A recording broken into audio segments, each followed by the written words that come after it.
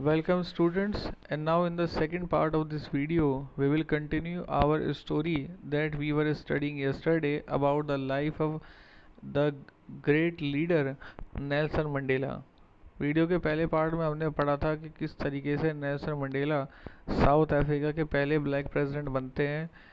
अलग अलग राष्ट्रों से जो उनके राष्ट्र अध्यक्ष हैं वो आते हैं और उनको इस उपलब्धि पर उनको कॉन्ग्रेचुलेट करते हैं, और जहाँ वो एज आ प्रेसिडेंट शपथ लेते हैं वहाँ पूरे दुनिया के नाम, अपने राष्ट्र के नाम एक भाषण वो देते हैं। तो उस भाषण को भी हमने पढ़ा था कि उस भाषण में उन्होंने क्या कहा, उस भाषण की क्या salient features थे। Now we will study the chapter further in the second part of this video. A few moments later, a few moments later, we all lifted our eyes in awe as a spectacular array of South African jets, helicopters, and troops carriers rode in perfect formation over the Union buildings. अब उसके बाद हम सभी लोगों ने अपनी आंखें उठाई तो हमने एक बड़े एक्साइटमेंट में, एक स्पेक्टिकुलर, एक शानदार तरीके से जो साउथ अफ्रीकन जेट्स थे, हेलीकॉप्टर्स थे और जो ट्रूप्स थे, सैनिक टुकड़ी थी, और वो सारे के सारे एक परफेक्ट फॉर्मेशन के अंदर यूनियन बिल्डिंग के पास से गुजर रहे थे। जैसे हम देखते हैं ना कि रिपब्लिक परेड में और 15 अगस्त को जिस तरह से हमारे यहाँ झांकियाँ निकलती है, जेट्स जो होते हैं वो उड़ते हैं, हवा में करतबबाजियाँ दिखाते हैं, तो सेम कुछ इसी तरह का जो माहौल था, जो इस तरह का डिस्प्ले था वहाँ पर वो हो रहा था। It was not only a display of pin point precision and military force, but a demonstration of the military's loyalty to democracy, to a new government that had been freely and fairly elected। अब ये ना केवल एक precision के साथ में activities को display किया जा रहा था, बल्कि वो अपनी जो लॉयल्टी थी वो एक ऐसी सरकार के प्रति भी दिखा रहे थे जिसको बहुत फेयरली और फ्रीली तरीके से चुना गया था।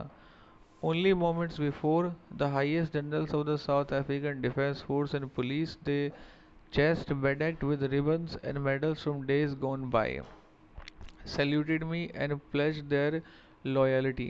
अब कुछ समय ही पहले जो हाईएस्ट जनरल से साउथ अफ्रीकन डिफेंस फोर्स के, पुलिस के, जो उनकी जो चेस्ट थी वो bedecked with ribbons and medals from days gone by, उनकी जो उनके काफ़ी सारे मेडल उनके सीने पर लगे हुए थे। जैसे आपने टीवीज़ के अंदर देखा होगा कि जो हाई रैंक के जो ऑफिसर्स होते हैं उनको काफ़ी सारे मेडल्स दिए जाते हैं सरकार की तरफ से। जो वो किसी जब परेड के अंदर हिस्सा लेते हैं तो अपने सारे मेडल्स वो अपनी जो सीना होता है, जहाँ अमूमन क्या है, हम अपनी पॉकेट जो हमारी होती है उस पॉकेट के साइड में हम उसको लगा करके रखते हैं।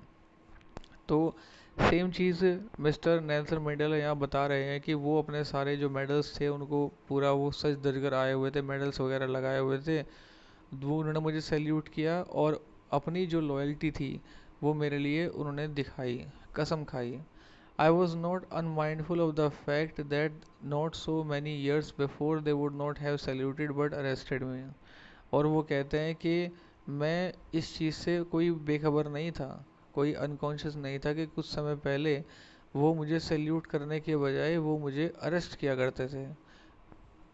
यहाँ देखिए एक चीज़ स्टोरी के अंदर जो नेल्सन मंडेला बता रहे हैं वो हमें देखने को मिलता है कि जब वो साउथ अफ्रीका के प्रेसिडेंट नहीं थे तो यही ऑफिशियल्स, यही पुलिस वाले जो आज उनका मान सम्मान कर रहे थे, ये लोग उनको अरेस्ट किया करते थे। लेकिन अब जब समय बदल चुका है and now he has become the president of the south Africa, अब ये उनकी ड्यूटी हो गई है कि वो जो अपना लीडर है उस लीडर के प्रति अपनी लॉयल्टी, अपने सम्मान को जाहिर करें।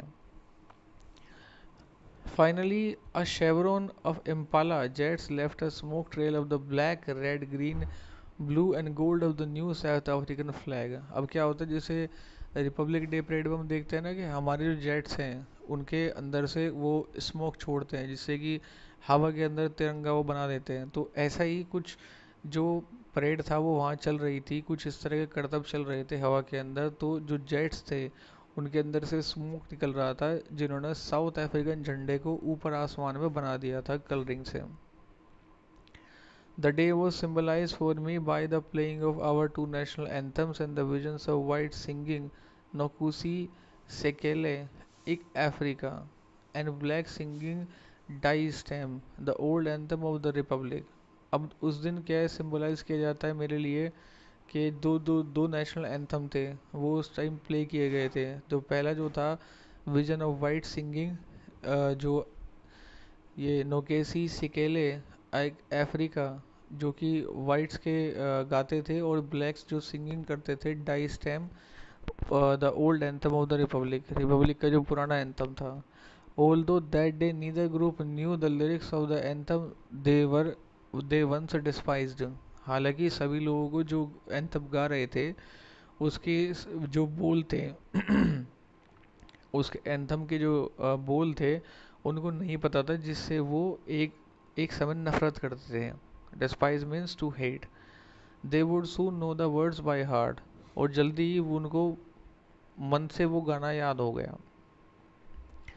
On the day of the inauguration, I was overwhelmed by the sense of a history. In the first decade of the 20th century, a few years later, the bitter Anglo-Boer War, and before my own birth, the white-skinned peoples of South Africa patched up their differences and erected a system of racial domination against the dark-skinned peoples of their own land.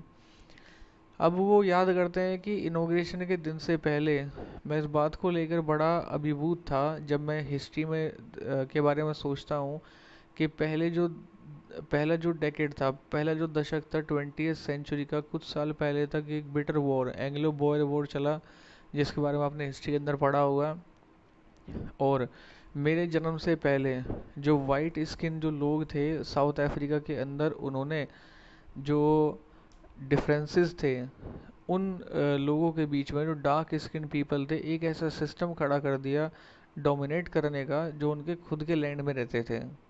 The structure they created formed the basis of one of the harshest most inhumane societies the world has ever seen. और जो structure उन्होंने खड़ी की थी, वो structure ऐसे basis पर खड़ी की गई थी जो सबसे हार्श था, सबसे दुख देने वाला था, और सबसे इनह्यूमेन था, अमानवीय था। Societies the world has ever seen. और एक ऐसा समाज एक ऐसा समाज जिसको अब तक, जो सबसे इनह्यूमन था, सबसे ज़्यादा अमानवीय था, सबसे ज़्यादा हार्शेस्ट, एक समाज ऐसा उन्होंने क्रिएट किया जो दुनिया ने अब तक देखा।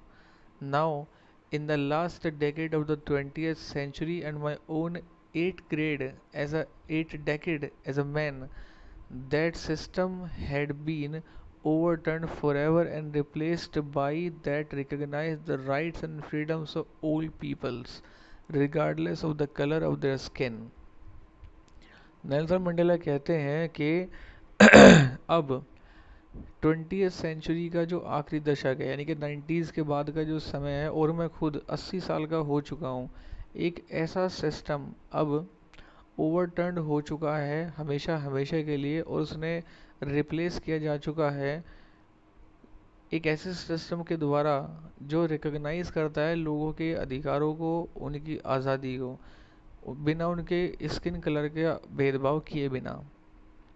यानी कि नेल्सन मंडेला एक ऐसी गवर्नमेंट के बारे में, अपनी गवर्नमेंट के बारे में बात करते हैं कि एक ऐसी गवर्नमेंट का सेटअप हो चुका है जिसने कॉलोनियल गवर्नमेंट का तख्ता पलट कर दिया, उसको हमेशा के लिए ख़त्म कर दिया, और एक ऐसी सरकार को इस्टेब्लिश किया गया जो लोगों के वेलफेयर के लिए काम करेगी, जो इस बात का भेदभाव नहीं करेगी कि वो किस जाति के हैं या उनकी चमड़ी का कलर क्या है। That day had come about through the unimaginable sacrifices of thousands of my people whose suffering and courage can never be counted or repaid. अब मंडेला कहते हैं कि ये जो समय आया था, ये एक अनइमेजिनेबल, उन अकल्पनीय सेक्रीफाइसेस के थ्रू आया था, जिसमें मेरे हज़ारों लोगों ने अपना बलिदान दिया था। और वो कहते हैं कि लोग जो सफरिंग कर रहे थे, उनका जो करेज है उसको कभी भी गिना नहीं जा सकता, ना ही उसको कभी रिपेड किया जा सकता है। I felt that day, as I have owned so many other days, that I was simply the sum of all those African patriots who had gone before me. और वो कहते हैं कि मुझे उस समय ऐसा लगा, या मैंने अब तक कई दिनों में मैंने ऐसा महसूस किया है कि मैं केवल एक सिंपली एक सम टोटल था। जितने अफ्रीकन पैट्रियट्स थे जो मुझसे पहले जा चुके हैं, तो मंडेला कहते हैं कि मुझे ऐसा लगता है कि मैं उन सभी लोगों का एक एक सम था। यहाँ इन लाइनों के अंदर एक चीज़ बड़ी ध्यान देने वाली है कि this these are the characteristics of a true leader. Nelson Mandela को पूरी दुनिया के अंदर जो इतना मान सम्मान दिया जाता है, आज भी उनकी डेथ होने के बाद भी, आज भी जब उनको इतना मान सम्मान दिया जाता है, and he is also known as the Africa of Gandhi of Africa, उनको अफ्रीका का गांधी कहा जाता है। तो इतना मान सम्मान उनको दिया जाता है just because of it, just because of his true leadership quality and his true leadership characteristics। यही उनकी खास बात है कि वो उन चीज़ों का जो एक ट्रू लीडरशिप की, एक ट्रू लीडर की जो क्वालिटीज़ हैं, उन चीज़ों को वो किस तरीके से देखते हैं, दूसरों का मान सम्मान करते हैं, दूसरों के जो बलिदान है उसको रिकॉग्नाइज करते हैं। वो अपने आप को बड़ा लीडर नहीं मानते, बल्कि वो कहते हैं कि मुझसे पहले जो साउथ अफ्रीकन पैट्रियट्स जा चुके हैं, मैं उनका सम टोटल हूँ। So these are some of the greatest quality of a leader that Nelson Mandela possessed, and undoubtedly he is recognized as the most loved and the most respected leader in South Africa. That long and noble line ended and now began again with me. I was pained that I was not able to thank them and that they were not able to see what their sacrifices has wrought. अब यहाँ जो सारा credit है Nelson Mandela उन सब लोगों को दे देते हैं। वो कहते हैं कि अब वो जो लंबी और जो उन्नत लाइन थी वो ख़त्म हो चुकी है, अब वो शुरू हो चुकी है दोबारा मेरे साथ। वो कहता है कि मुझे इस चीज़ को देखकर, इस चीज़ को सोचकर बड़ा दुख होता है कि मैं उन लोगों को उनके बलिदान के लिए उनको थैंक यू नहीं बोल सकता, और वो भी आज हमारे बीच नहीं है, ये देखने के लिए कि उनका जो बलिदान है, उस बलिदान ने क्या कमाल कर दिखाया है। The policy of apartheid created a deep and lasting wound in my country and my people. All of us will spend many years, if not generations, recovering from that profound hurt. अब Africa के अंदर जो बहुत लंबे समय तक रंग भेद की नीति चली है, तो उसके बारे में कमेंट करते हुए नेल्सन मंडेला कहते हैं कि ये जो रंग भेद की जो पॉलिसी थी, इसने एक ऐसा डीप और लास्टिंग वुंड क्रिएट किया था मेरे देश में और मेरे लोगों में, कि हम सब बहुत साल हमने इन सब के अंदर बिताए थे, और जो हमारी जनरेशन्स हैं, अगर वो इससे रिकवर नहीं हुई तो ये एक बहुत गहरा आघात हमें देगी। यानी कि पास की चीज़ों को भूलना बड़ा मुश्किल होता है। And Nelson Mandela is talking about the past discriminations and the atrocities that were inflicted on them by the white people's government, कि वाइट लोगों की गवर्नमेंट ने उन पर जो अत्याचार ढाए थे, जो जुल्म और सितम ढाए थे, वो तो नेल्सन मंडेला उसके बारे में बात करते हैं कि ये एक बड़ा ही दर्दनाक चीज़ थी। इसको इमेजिन करना, इसके बारे में सोचना बड़ा ही दर्दनाक होता था। और अगर हमारी आने वाली जनरेशन्स इस चीज़ से उबर जाती हैं तो बहुत अच्छा है, अदरवाइज़ ये हमें बहुत डीपली हर्ट करेगा। But the decades of operation and brutality had another unintended effect, and that was it produced the Oliver Tambos, the Walter Sisselers, the Chief Luthelius, the Yusuf Dabos, the Brand Fishers, the Robert Subokovs of our time। अब वो कहते हैं कि ये दशकों का जो दमन था, ब्रूटैलिटी थी, अत्याचार था, इन्होंने अनइंटेंडेड, जिसका कोई ऐसा इरादा नहीं था, अनइंटेंडेड इफेक्ट, यानी कि उसका जो एक इफेक्ट था वो बिना सोचा समझा था। तो इसी चीज़ की वजह से हमने इतने सारे लीडर्स जिनके नाम यहाँ दिए गए हैं, ये बाद में सभी लोग दुनिया के सामने आए। And you can see them pictures, pictures में नीचे दिया गया है कि he is Oliver Tambo, he is Walter Sisulu and chief Luthuli, Yusuf Dadoo, Bram Fischer and Robert Sobukwe. So ये सब एक्स्ट्रॉर्डनरी लोग थे। और नीचे एक स्टार करके इनको दिया गया है कि these are some prominent names in the struggle against apartheid For the use of the definite article with proper nouns, see exercise. It is something different else, ये एक्सरसाइज से रिलेटेड है, इसके बारे में मैं आपको बाद में बताता हूँ।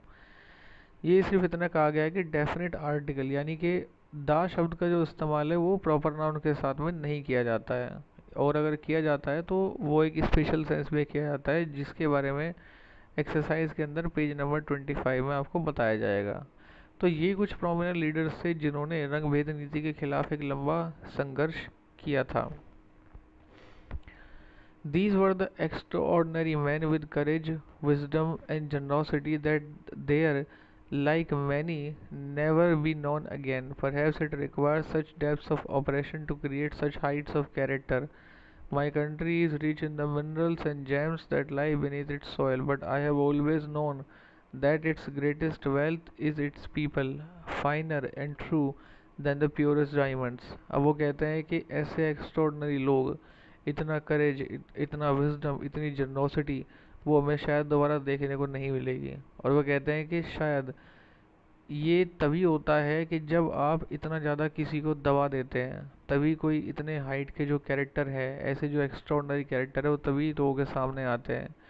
वो कहते हैं कि मेरी जो कंट्री है वो मिनरल्स के मामले में, जेम्स के मामले में बहुत फर्टाइल है, जो कि इसकी मिट्टी के नीचे दबे हुए हैं। लेकिन मैं ऐसा मानता हूँ कि साउथ अफ्रीका का जो असली डायमंड है, जो प्योर डायमंड है, वो इसके लोग हैं, जो कि बहुत अच्छे हैं और ट्रू हैं। It is from these comrades in the struggle, comrades means companion, in the struggle that I learned the meaning of courage. Time and again I have seen men and women risk and give their lives for an idea. I have seen men stand up to attacks and torture without breaking, showing a strength and resilience that defies the imagination. अब वो कहते हैं कि ये वो लोग थे, ये वो साथी थे मेरे इस संघर्ष में कि जिनसे मैंने करेज का मतलब सीखा। वो कहता है कि टाइम अगेन, कभी कभी मुझे ऐसा लगता है, मैंने देखा है कि जो औरतें और जो लोग हैं वो रिस्क लेते हैं और अपनी ज़िंदगी कुर्बान कर देते हैं एक विचार के लिए। मैंने देखा है कि जो मैन हैं वो स्टैंड अप खड़े हो जाते हैं, जो अटैक्स और जो टॉर्चर हैं, विदाउट ब्रेकिंग, यानी कि जो टॉर्चर उन पे जो जुल्म उन पे किए जाते हैं उनके खिलाफ वो खड़े हो जाते हैं, बिना उससे डरे, बिना उससे यानी कि उनकी स्पिरिट को तोड़े बिना, और एक ऐसी स्ट्रेंथ को शो करते हैं जो कि रिजिलियंट है। Resilience means the ability to deal with any kind of hardship and recovery from its effects, यानी कि जो आपकी एक इनर स्ट्रेंथ होती है कि आप पर अत्याचार किया जा रहा है लेकिन उसके बावजूद भी आप अपने आप को मजबूत किए हुए हैं, आप रिकवर हो जाते हैं। तो ऐसी जो एबिलिटी है जो अनइमेजिनेबल है, जिसकी कल्पना नहीं की जा सकती, ऐसे लोगों को मैंने देखा है। I learn that courage was not the absence of fear but the Triumph over it. वो कहते हैं मैंने सीखा है कि ये जो करेज है वो डर का गायब होना नहीं था, बल्कि उसको जीत लेना था। The brave man is not he who does not feel afraid but the who conquers that fear. Nelson Mandela कहते हैं कि जो ब्रेव व्यक्ति है, ब्रेव व्यक्ति वो नहीं होता जो डरता नहीं है, बल्कि वो होता है जो कि अपने डर को काबू में कर लेता है।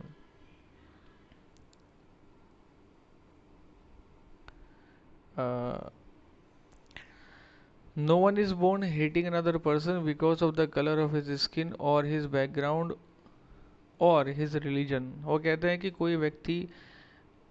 कोई व्यक्ति पैदा होने के साथ ही किसी दूसरे व्यक्ति के प्रति उसके बैकग्राउंड को लेकर, उसके कलर स्किन को लेकर, स्किन कलर को लेकर, या फिर उसके धर्म के प्रति घृणा के साथ पैदा नहीं होता। People must learn to hate and if they can learn to hate they can be taught to love, for love comes more naturally to the human heart than its opposite. वो कहते हैं कि लोग नफरत करना सीखते हैं, और अगर उनको नफरत करना सिखाया जा सकता है तो उनको प्यार करना भी सिखाया जा सकता है, क्योंकि प्यार हमेशा नेचुरली होता है, जो कि ह्यूमन हार्ट जो अपोजिट फीलिंग्स है हमेशा उनके विपरीत होता है। Even in the grimmest times in prison when my comrades and I were push to our limits I would see a glimmer of humanity in one of the guards, perhaps just for a second, but it was enough to reassure me and keep me going. वो कहते हैं कि even जो सबसे tough time था jail के अंदर जब मैं अपने साथियों के साथ वहाँ था, तो हमारी जो लिमिट्स थी, यानी कि उन पे जो एट्रोसिटीज़, जो अत्याचार किए जाते थे, तो एक एक लिमिट तक जब वो पहुंच जाते थे तो कहते थे कि वहाँ जो गार्ड्स हैं उनकी आंखों में मैं वो ह्यूमैनिटी देख सकता था, कि जो अत्याचार हमारे पर किए जाते थे तो वहाँ के जो गार्ड्स थे वो भी हमारे साथ सिंपैथेटिक महसूस करते थे। तो ये चीज़ मुझे रीएश्योर करती थी, और इस चीज़ से मुझे स्ट्रेंथ मिलती थी कि मैं अपने रास्ते पर आगे बढ़ता रहूं। Man's goodness is a flame that can be hidden but never extinguished. वो कहता है कि नेल्सन मंडेला कहते हैं कि इंसान की जो अच्छाई है वो एक आग की तरह, एक लौ की तरह, एक लपट की तरह होती है, जिसको ना तो छुपाया जा सकता है और ना ही जिसको बुझाया जा सकता है। So this is the end of the second part of the chapter Long Walk to the Freedom, and in next video we will study the comprehension of this chapter, and we will further study the struggle in the life of Nelson Mandela. Thank you very much.